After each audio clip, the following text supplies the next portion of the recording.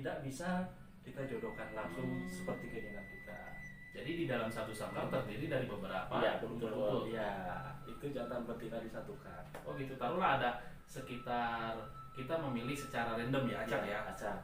Ada 5 pasang. Ya.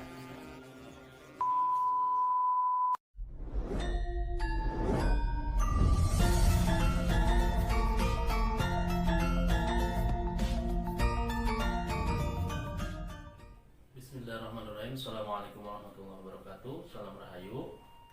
Sampurasun. Samping saya ada teman saya, Kang Usen. Dia teman ngobrol, teman ngopi lah, pokoknya nama banyak, pisan lah teman-teman. Nah, dalam video kali ini Sekolah Perkutut akan mengulas seputar pertanyaan dunia perawatan burung perkutut yang kelak kita akan komparasikan dari pengalaman di masing-masing, baik pribadi saya ataupun Kang Ucen, begitupun juga dengan beberapa informasi, pengetahuan dan pengalaman dari teman-teman saya ataupun pengalaman dari Kang Ucen. Nah, Kang Ucen sudah berapa lama melihara burung perkutut? 12 tahunan. 12 tahunan. Kebetulan abah saya sendiri itu hobi perkutut. Hobi perkutut ya. Perkutut. Karena abah saya itu dulunya seorang pedagang, suka membuat rangga ayam sama ayam. acak. Iya. Acak, ya. Dan hobinya bikin burung perkutut yang klasik. Yang klasik ya. Tempo dulu ya. Tempo dulu. Jadi begitu teman-teman. Oh ya teman-teman, abah yang dimaksud adalah panggilan untuk menyebutkan kakek ya. Kakek ya. Jadi gitu. Jadi ada perbedaan, panggilan abah beda abah dengan yang di Kulon, dari daerah Kulon itu kan abah itu bapak ya. Iya, bapak. Kalau kebetulan di Kuningan itu abah itu ya Kakek. kakek ya. Kakek. Apakah burung perkutut saja atau burung lain juga akan pelihara? Waktu pertama ocehan dulu ya. Ocehan dari pleci. Pleci. Dari pleci naik ke kenari, Mm-hmm. jadi kumplit dan banyak. Banyak ya. Jadi tidak hanya sebatas burung perkutut saja, Ya. burung kicau juga sampai sekarang masih ada, ya. masih. Jadi begitu teman-teman. Jadi masih eksis Kang Ucen ini. Jadi tidak hanya menggeluti burung perkutut, burung ocehan lain juga Ya. ada. Dan kebetulan di tempatnya Kang Ucen itu ada kala ya suka tempat ngumpul, Ya. ngopi baik di kalangan kicau mania ataupun kuku Ya, mania. betul. Jadi semuanya berbarengan ya, Ya. duduk sama rendah, berdiri sama tinggi begitu. Betul. Nah, itulah sekilas tentang biografi Kang Ucen ya. Dan kita berlanjut mengenai mengulas beberapa pertanyaan dari teman-teman, baik itu di kolom komentar ataupun pertanyaan yang berkembang di tengah masyarakat para penghobi anggungan burung perkutut. Nah, menurut Akang, apa perbedaan cara merawat burung perkutut dengan burung kicau? Pertama ya, untuk perawatan perkutut itu sebenarnya tidak sulit. Dan karena dia pemakan biji-bijian, kita cuman ngecek air minumnya saja sama pakannya saja. Tidak harus setiap hari seperti kicau, burung kicau ya, atau ocehan. Kalau ocehan itu harus pakai jangkrik, ada ulatnya juga, kita jemur juga, kita kencar juga. Itu prosesnya tahap-tahapnya banyak sekali ya kalau ocehan. Jadi menurut saya perawatan perkutut itu sangat simpel, sangat mudah, praktis, dan memakan biji-bijian. Seberapa penting pemberian jamu untuk perkutut? Menstabilkan atau untuk stamina imun tubuhnya, atau untuk menggacorkan suara atau mengkristalkan, saya pakai jamu. Pakai jamu ya. Jamu. Itu bedanya mungkin kenapa saya pilih jamu yang sudah ada ya, sudah ada di pasaran ataupun di kios-kios, karena itu sangat simpel, dan untuk kencur ataupun daun saga itu prosesnya lumayan memakan waktu juga ya. Iya, jadi kita mungkin nggak sempet, jadi pakai yang praktis aja. Praktis. Jadi pada dasarnya mah bagus, baik yang secara konvensional itu tradisional dengan irisan kencur ataupun daun saga dengan melintir-melintir begitu. Hanya saja bagi mereka yang tidak cukup meluangkan waktu untuk mengiris itu kencur dan mencari daun saga, ya dirasa jamu yang sudah tersedia di pasaran itu menjadi alternatif sekali. Gitu. Baik, dan selanjutnya adalah pertanyaan yang sering banyak sekali teman-teman pecinta burung perkutut kumannya itu pertanyakan adalah, apakah burung perkutut itu burung yang wajib selalu dijemur? Setahu saya pribadi, perkutut itu burung atas ya, kalau menurut kata saya pribadi. Kalau menurut orang sih belum tentu ya, tapi saya pribadi perkutut itu burung atas, dan dia jarang sekali di bawah ya, kecuali main atau nyari makan ataupun yang lainnya juga lah. Intinya jadi perkutut itu suka panas. Burung panas ya, burung panas. Harus dijemur. Nah, mengenai lamanya penjemuran itu berapa jam biasanya Kang Ujan? Menurut Kang Ujan? Kalau saya pribadi itu minimal 2 jam atau 3 jam ya. Kalau misalkan untuk perawatan harian itu paling seminggu 2 kali. Seminggu 2 kali sudah cukup ya? Cukup ya, harus sekali. Ya. Terus selanjutnya adalah, kenapa burung perkutut lokal dan burung perkutut Bangkok itu dilihat dari sangkarnya, burung perkutut Bangkok itu cenderung burung yang mempunyai sangkar bertudung. Iya. Nah, sementara perkutut lokal itu tidak ada keharusan untuk bertudung. Saung ya, pakai atasannya ini kayak payung gitu. Iya. Terus sementara di perkutut lokal itu lah tidak mesti pakai itu, yang sangkar seperti ini juga jadi kan begitu. Betul. Mungkin itu untuk memudahkan proses penjemuran ya.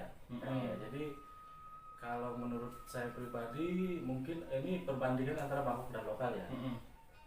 Karena sejatinya itu untuk lokal itu burung kuat panas, jadi meskipun nggak pakai tudung itu kuat.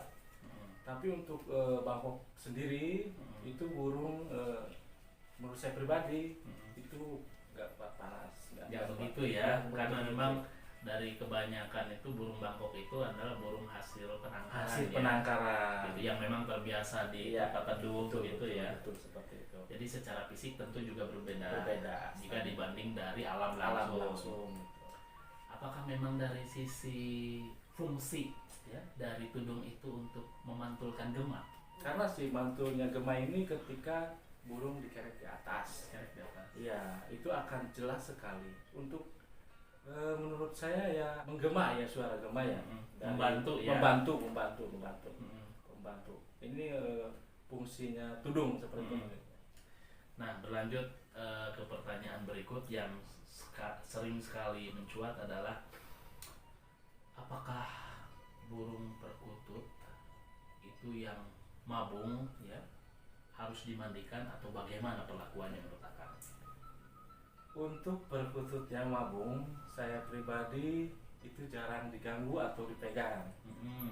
Dibiarkan saja, biar tumbuh dulu, karena ini ada bulu-bulu jarum yang kecil tuh, Kang. Takutnya kepegang terus pecah itu. Ya. Jadi dibiarkan saja biar tumbuh dan nggak dimandikan. Lebih kepada membuat senyaman mungkin tuh bagi burung ya, untuk melewati proses mabung itu. Ada beberapa pertanyaan dari teman-teman. Jika seseorang yang ingin memelihara burung perkutut dengan tujuan untuk memperoleh suatu kualitas suara yang bagus, disarankan untuk mengambil perkutut yang sudah mapan atau lebih baik memilih pihikan. Ini untuk perkutut lokal ya? Iya, lokal. Pengalaman saya pribadi, saya akan memilih perkutut lokal yang sudah mapan. Usianya sudah cukup lah. Ini akan mudah untuk manggung ataupun gacor ya. Jadi saya pribadi pilih burung yang sudah mapan dari alam, itu bukan dari anakan. Bukan dari anakan ya. Untuk mengambil kualitas suara ya. Jadi memang mungkin tujuan Akang itu, kenapa alasan mengambil burung yang sudah mapan dengan alasan kematangan umur ya. Sementara dengan kondisi yang taruhlah gerabak gerubuk kan gitu, garabagan ada orang ini mah ya, kita mah itu mah bisa melalui proses penjinakan secara bertahap tentu burung yang sudah mapan yang diperoleh dari alam tersebut lambat laun akan beradaptasi, begitu. Seperti itu. Sementara burung piyik dia akan melewati beberapa fase di mana rambahan ini itu fase itu akan berubah-ubah. Iya betul. Suaranya ya tidak stabil ya. Betul sekali. Belum ngunci. Gitu ya, jadi nggak ngunci ya. Betul. Nah selanjutnya adalah mengenai ini Kang, agak sedikit masuk ke wilayah-wilayah itu. Nah menurut Akang baiknya perkutut itu memelihara genap atau ganjil. Nah ini teman-teman yang sering dibingungkan. Saya pribadi itu untuk memelihara perkutut itu tidak ada genap ataupun ganjil. Kenapa? Karena saya termasuk budidaya juga, pelestari juga, otomatis bebas lah, tidak ada genap ataupun ganjil. Itu kembali ke pribadi masing-masing ya. Saya itu lebih suka lebih banyak lebih ajib lah. Gitu. Ya. Boleh jadi yang disebut dengan jumlah perkutut ganjil genap itu berangkat dari sisi filosofisnya mungkin. Seperti iya kan? Ya, kalau untuk ganjil berarti kan lebih kepada keteguhan kan begitu ya, kemantapan. Sementara untuk genap itu adalah kaitannya dengan seseorang yang kental dengan ini ya, imajinasi, ya kan, kebijaksanaan begitu mungkin ya. Jadi bagi mereka-mereka yang paham dalam tanda petik ya, sah-sah saja milih genap ataupun ganjil. Yang penting sepanjang mereka itu memahami apa maksud dibalik ganjil dan apa maksud dibalik genap begitu. Jadi tidak ada suatu ikatan tersendiri yang memang harus menurut saya pribadi. Apabila memang di suatu daerah memang kan begitu ada berlaku suatu kearifan lokal, monggo kan begitu ya kan? Betul. Gitu. Terus selanjutnya adalah apakah burung perkutut lokal bisa dibudidayakan? Lokal dari alam ya. Dari alam. Ini pertanyaan yang banyak sekali diperbincangkan. Mengingat karena memang burung perkutut lokal itu terkenal sekali liarnya. Iya betul. Bagaimana kedapatan akan perkutut lokal dibudidayakan itu sangat mudah dan bisa. Mungkin cuman yang sulit itu prosesnya kan. Prosesnya ini penjinakannya itu sendiri lama sekali. Dan proses yang paling sulit itu penjodohan. Untuk penjodohan perkutut lokal khususnya teman-teman. Jadi kita kolonikan dulu. Biarkan si burung perkutut ini memilih pasangan sendiri. Tidak bisa kita jodohkan langsung seperti keinginan kita. Jadi di dalam satu sangkar terdiri dari beberapa burung perkutut. Itu jantan betina disatukan. Oh gitu. Taruhlah ada sekitar, kita memilih secara random ya, acak ya. Ada 5 pasang. Masukkan ke jantan koloni. Iya betul. Nanti lambat laun mereka akan milih sendiri pasangannya. Gitu. Langsung semprot, ambil ya. Betul. Dan itu sangat dimungkinkan untuk sangat mempercepat proses penjodohan. Sangat sekali. Berarti yang dimaksud dengan sulitnya menjodohkan atau menternakan burung perkutut itu karena memang tidak sedikit dari teman-teman yang masih bingung ini bagaimana prosesnya, apa didekatkan kan begitu ya, si sangkap dengan sangkap. Nah selanjutnya lagi adalah ada beberapa pertanyaan yang sering sekali dipertanyakan, yakni pemberian asinan untuk burung perkutut. Di habitat aslinya kan burung perkutut setelah makan itu ada kala makan pasir, gursi kalau di kita namanya batu-batuan kerikil kecil. Nah menurut Akang seberapa penting memberikan asinan ke burung perkutut, baik asinan tulang sotong ataupun batu bata? Menurut Akang bagaimana monggo? Menurut saya pribadi asinan penting juga, sangat penting.